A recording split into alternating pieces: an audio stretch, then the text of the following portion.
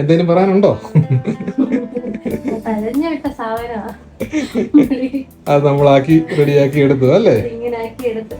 ഇന്ന് നമുക്ക് ഈ ഹെയറിനെ വളരെ ഭംഗിയാക്കി മാറ്റി കസ്റ്റമറിന് ഇഷ്ടപ്പെടുന്ന ലെവലിലേക്ക് ഒന്ന് മാറ്റി കൊടുത്താലോ?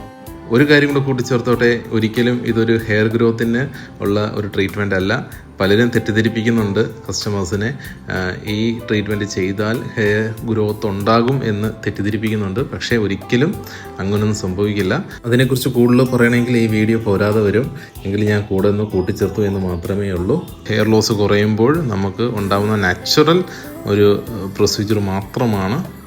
ആ ഒരു ലെവലിലേക്ക് ഹെയറിനെ എത്തിക്കുക എന്നുള്ളതാണ് നമ്മുടെ കർത്തവ്യം. ഇപ്പോൾ നമ്മളിതിപ്പോൾ മൂന്നാമത്തെ പ്രാവശ്യമല്ലേ ചെയ്യുന്നത്?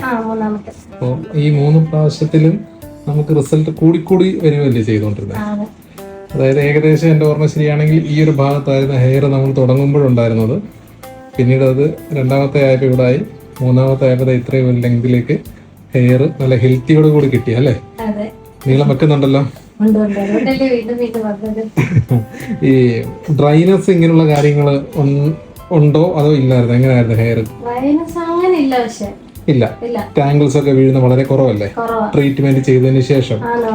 ഊരുന്നതും കുറവാണ്. പക്ഷെ നല്ല രീതിയിൽ നമ്മുടെ ഈ കസ്റ്റമർ സ്പായ കാര്യങ്ങളെല്ലാം കൃത്യമായിട്ട് വന്ന് ചെയ്യുന്ന ഒരാളാണ്. അതുകൊണ്ട് തന്നെയാണ് ഈ റിസൾട്ട് ആളിന് കിട്ടുന്നത്. ഹെയർ നല്ല ഹെൽത്തി ആയി.